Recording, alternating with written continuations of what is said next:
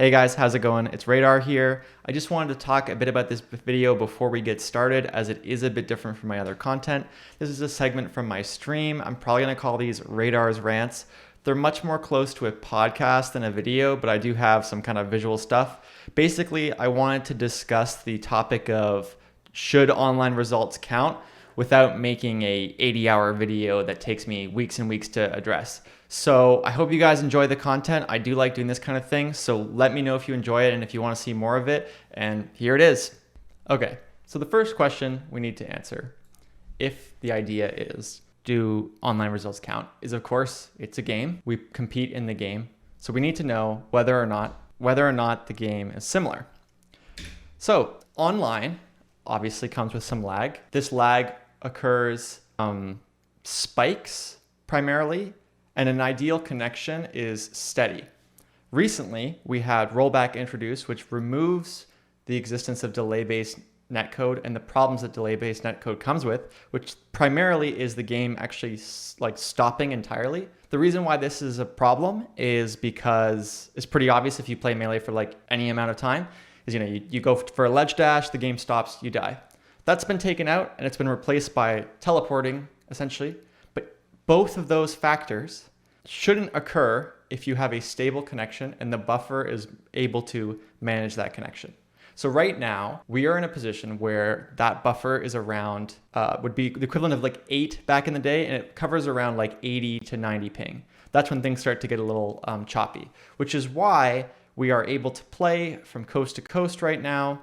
But if people have Wi-Fi where the ping is going to spike, you have problems. If you have Ethernet, the ping is gonna be much more stable. So rollback reduces or entirely removes full-on stopping of the game, which was by far the biggest problem. If played on a proper setup, which is, I will outline in a sec, lag should not exist. This is one of the things that people bring up a lot. They say online is laggy, and it's unclear what they're describing when they say that, because they say online is laggy, and that could mean the stopping of the game that I described earlier, but it could also mean the input lag that exists if you don't have a 144 hertz display, which, as I've outlined in my videos, which you can check out on youtube.com/micromelee, that can be removed if you have a 144 hertz monitor, because it basically offsets the input lag from your display. If you have a 60 hertz monitor, if I recall correctly, that's about half a frame of lag. We also very recently had a controller polling innovation, I don't know what you want to call it, where the TLDR is controllers have less input lag than they would have previously.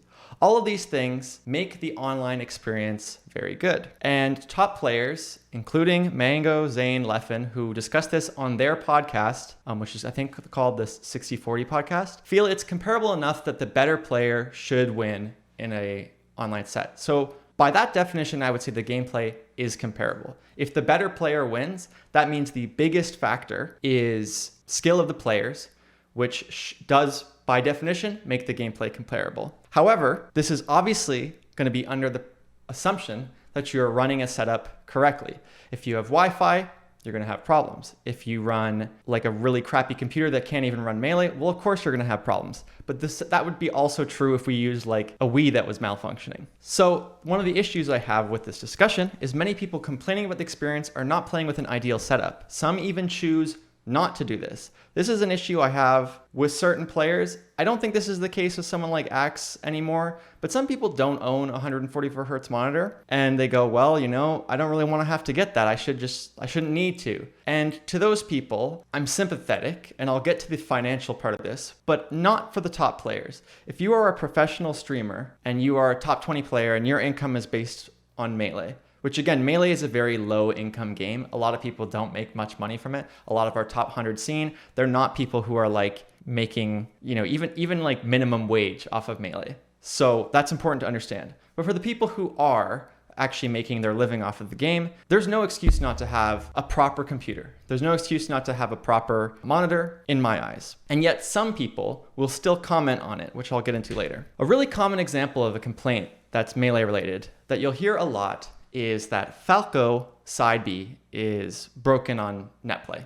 And you get a lot of people saying that, oh, you cannot react to Falco side B anymore, and Falco gets buffed on netplay. And I think there are interesting discussions that can be made about where the tier list changes on netplay. But what shouldn't matter is when people are choosing to play in a setup that's not optimized, and Wasapi audio will reduce the audio lag that you have in game.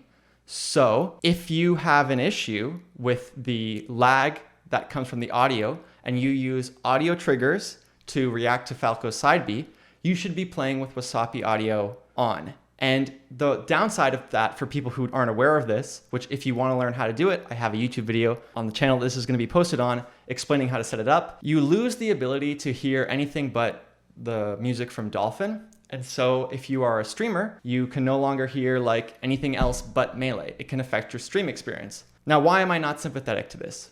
Because in regular tournaments, people couldn't stream while they competed. They could not stream. And so if you want to stream while you compete, you got to play with Wasapi audio off, or you got to figure out a way, which there are ways to do it, to play with it on and still have the thing. But I am not at all sympathetic to a player who goes, well, because of the audio lag, it's imbalanced, when there's a way to get rid of that audio lag. That is a choice. Fundamentally, that is a choice. So we have a decent idea of the gameplay is fairly comparable. If a player is playing on a correct setup, and they have a stable connection, Ethernet, and they're not too far away, otherwise you have to raise the buffer and that will create input lag. So if you're playing on 3 frames, for example, instead of 2 frames, which by the way, I think that 2-frame delay thing inherently makes people misunderstand how input lag works. They hear 2-frame delay and they think that there is a 2-frame input lag delay in netplay, which there is not. And again, I have a video explaining why that is not the case. So netplay is not inherently laggy if you run it properly. So then that leads to the second question. Is the environment comparable? No, it's not comparable. There's no big crowd. The pressure from the crowd being gone means that can affect the player's mentality.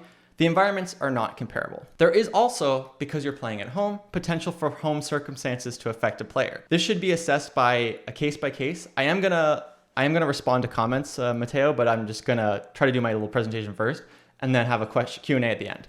But yeah, so you can imagine a scenario where someone lives in an abusive household. They maybe have an alcoholic parent and they come in and say, turn that fucking game off, and you're playing a tournament, and that's gonna affect a player negatively. Like that is a thing that matters. And that isn't something that they have to deal with at a tournament. However, do I think that's the case for every player?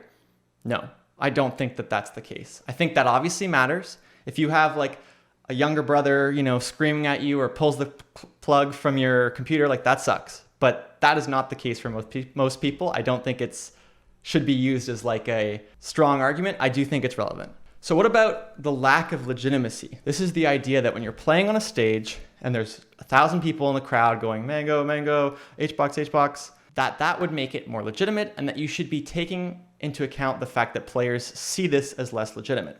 I would argue that that should not matter, because if a player feels like online affects their motivation in a negative way, and then there are other players, which again I've mentioned, people like Mango and Zane, who still are motivated to play online and take it seriously, then that is actually a player problem.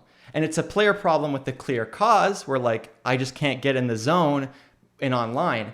But that is a problem that only affects that player, and many other people may share that same issue in the same way that like you can have preferences, like some people like wearing, headphones or whatever and listening to game sounds. Other people don't need game sounds. It's a legitimate thing, but it's an individual problem. And because it's an individual problem, you can't use it as a blanket excuse as to why people shouldn't care. Next up, what about environmental differences within LAN events? So this is the other thing that I think is very important to consider. When we had LAN events, offline events, some players had very different circumstances playing. They recently got off a plane, they have jet lag, they're in a different country with different food. And then there's other players who are just, driving down the street and playing. Do those differences matter? Of course, the answer is yes. Are they equivalent to the differences in an online environment? That's up for discussion. I wouldn't necessarily say they are, but I don't think most of the community would go, well, if you are experiencing jet lag, that automatically gives you like a pass on your loss. So the conclusion from this, the environment isn't comparable. But the final thing I'll say before I move on is also some people benefit from this environment. And a different environment is going to affect players differently, but in the same, like in the spirit of competition, there's going to be some people that like mentally less pressure and some people like it more. And you got to find, if you care about the game and the pressure, then you need to find a way to make that pressure feel real, even in an online setting. It's not up to the audience and the tourney organizers to make you care about something. So this brings up the concept of a competitive contract. When you enter a tournament, you are essentially, like, not even consciously, signing a contract of what the competition is. You are agreeing to a rule set, and you are basically saying, if we follow that rule set, the competition is valid. This is why, the meme IMO should be replayed gets brought up for Leffen's match versus Chudat, because that broke the contract for Leffen in his eyes. It's no longer a game about like it's no longer the game with UCF that like affected his controller. It's something different. And in the same way, online has that. And so if one player goes into an online tournament and says, this is legit, I care about the wins and I care about the losses. And if I lose, that sucks. And if I win, I'm taking that W. And then another player goes in and says, online doesn't really matter. I'm just kind of chilling. There's a fundamental disagreement on that competitive contract concept. And I think for a tournament to have a healthy ecosystem, environment, whatever you want to call it, everyone needs to be on the same page with that competitive contract.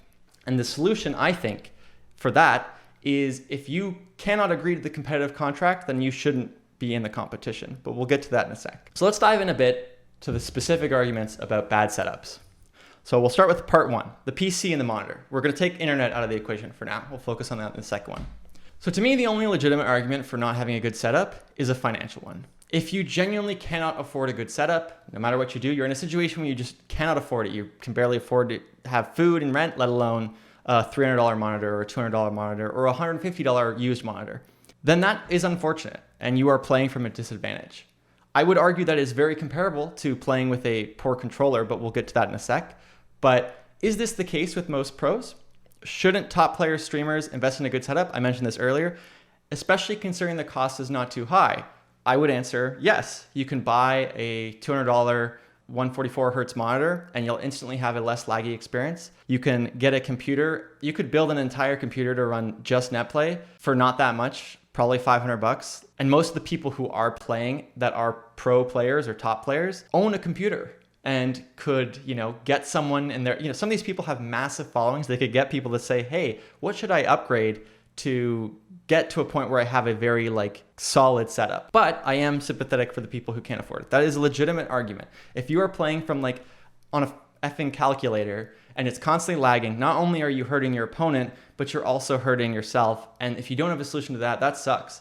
But again, this concept of a competitive contract is, if you go into a tournament saying, look, we're not actually going to play Melee, we're going to play some stuttering mess, you're screwing over yourself and others. So it's important to consider. So then this is the question about CRTs versus monitors. This is a separate argument, I feel, but it is still relevant. Right now we're playing on monitors. Many people used to play on CRTs. However, if we want to take that stance, there are some tournaments that we considered legitimate that used monitors. On top of that, you can use a CRT monitor on your PC. I have yet to see a single pro player use this. I'm not actually positive if it would be a better experience, but if you are trying to make the argument that your muscle memory is trained for the CRT scan lines and the refresh rate of a LCD monitor isn't comparable, then as a pro player, you could try the CRT thing. People in chat are mentioning that maybe it would be slower. I also could see it being slower, but I have yet to see any pro player actually try this solution. So that's worth mentioning. So all of this makes me conclude that in many, many, many cases, bad setups are a choice. And they are a very justified choice. I get why you wouldn't want to spend $200 on a monitor, but I also get why you wouldn't want to spend $300 on a notch controller. The controller I have right now, my controller broke recently. This is an old controller. It does not have notches. It does not have snapback mods. It sucks that I can't just drop $300 US, which is 400 Canadian, to get a controller that has Firefox notches and has proper mods and is good. The controller lottery sucks.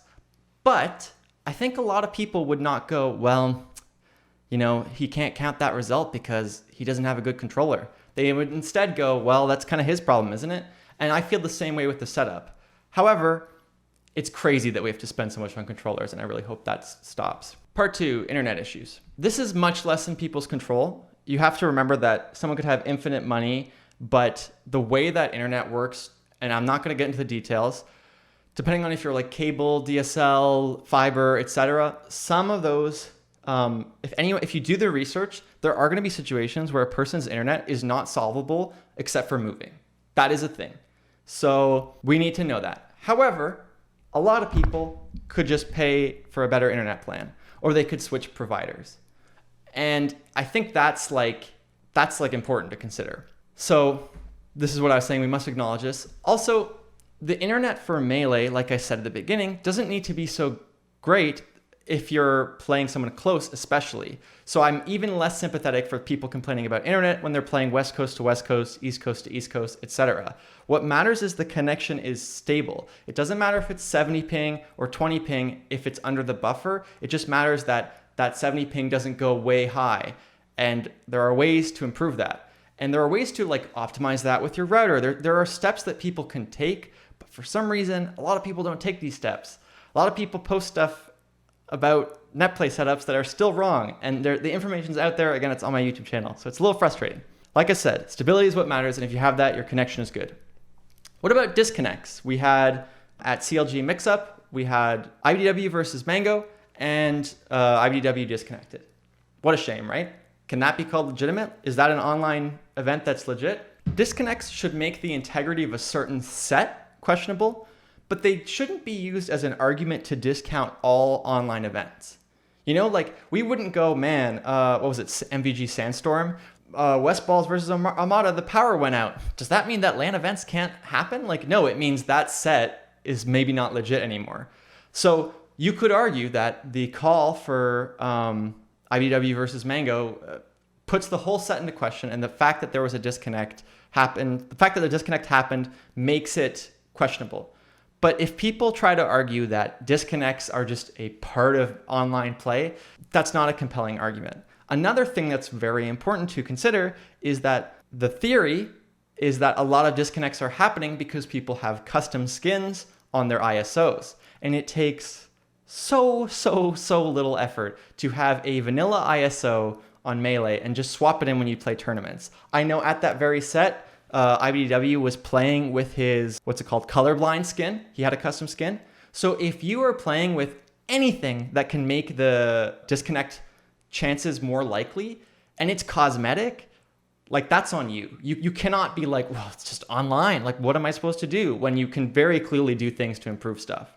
So that is entirely important to consider. So now that we understand some of the kind of basic knowledge that we need to consider, what are the benefits of online play? Well, online play allows for interesting formats. If you look at the Slippy Champions League right now, we have a week-to-week competition, whereas previously every single tournament was one weekend, double elimination, big kind of bracket, everyone gets together, and then they all leave the next week. And the reason for that is pretty simple. People have work. People want to travel, but they don't want to use as many vacation days. And going to a different country or even just a different state works on the weekend, but it doesn't work if it's Tuesday to Thursday. That's why you don't see events at those times. Even the people running the events often are taking time off work to do it. But online, the upfront costs are much smaller. Number one, it's cheaper to run an online event.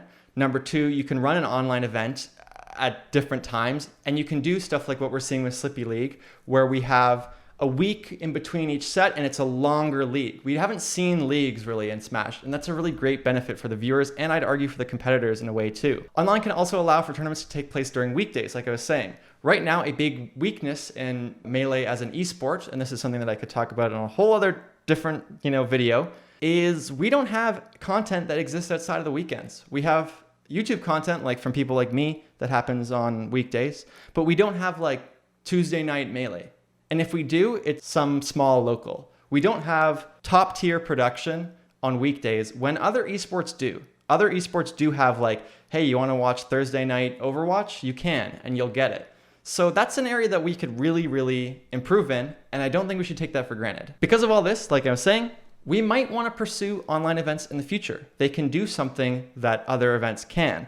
I think this is a conversation for the future, but this is why we need to look at online seriously and not just treat it as like well, this is just around till COVID is out.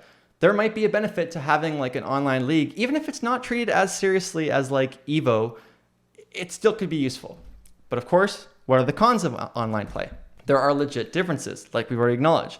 And those differences will make people have different opinions on whether or not the results are legitimate. I'm not going to tell someone who says, look, man, I feel like the experience is very, very different, that they're wrong. Like if they're saying, I don't feel like I can do what I can do on CRT versus monitor, I have to kind of believe them, but I also need to acknowledge that like there's a lot of legitimate reasons why that shouldn't be as impactful as they might think it is.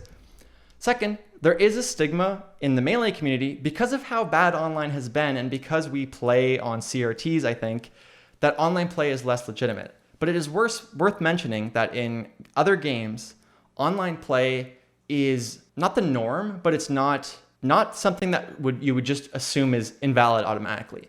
So if you look at a game like StarCraft, which is a game I've followed for a while, they have LAN events, but they also have online tournaments, and people perceive those online events as like, well, they are playing online, especially if it's like Korea to North America. But a lot of the times it's just like, okay, well, this is an online event. And that doesn't make it go from a 10 out of 10 in legitimacy to a 1. It might make it go to like a 9. Also, we have some of the best internet and all of online play in all of fighting games.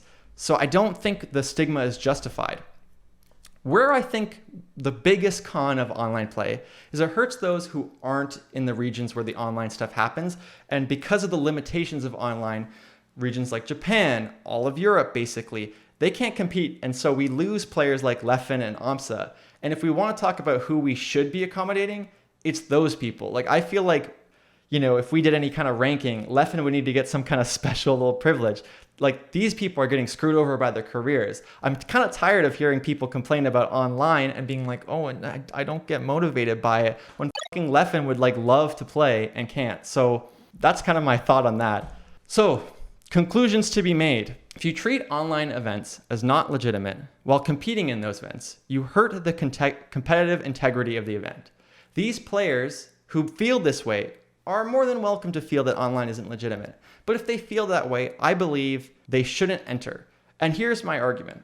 Let's say HBox were to theoretically lose to Azel. Oh, wait a minute, that actually happened. He can just say, well, it's online, doesn't count. And what does that do to the tournament?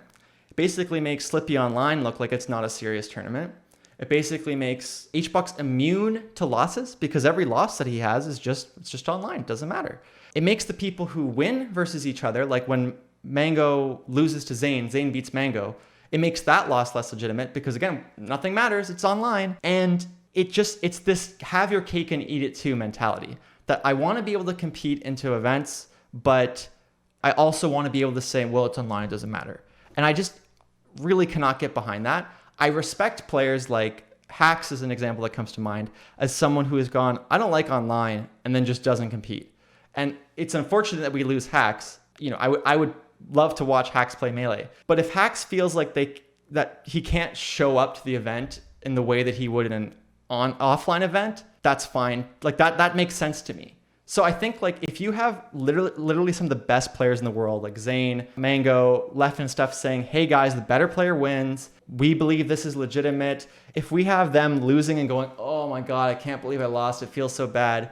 Then why should other players be like, well, it's no big deal. I'll just play, like when I heard that Axe was going to do Ices, which thankfully wasn't true, I was like, man, like that just kind of hurts the whole event, treats it like crap. Another thing I think you need to conclude from this, if you comment on the state of online Melee, you weigh in, you give your opinion, but you're not using a proper setup, you have to acknowledge your bias. You have to acknowledge that you don't have Wasapi audio on. You have to acknowledge that you're playing on a 60 hertz monitor. You can't just say, well, that's the reality of playing online when other people aren't competing under those conditions. That is bias you're bringing to the table. And it's very, very tiring to hear people make that argument. As I said before, online has some notable benefits that may make it a relevant option in the future, and we should take it seriously and look at it not just as a COVID option, but is there a way to make kind of some interesting, weekday Melee content? That could be cool. And finally, seeding will influence offline events. seeding will be based on online events, as we may not get tournaments until 2022. And only a crazy person would say, well, we just got a seed based on what we had from early 2020 and all of 2019.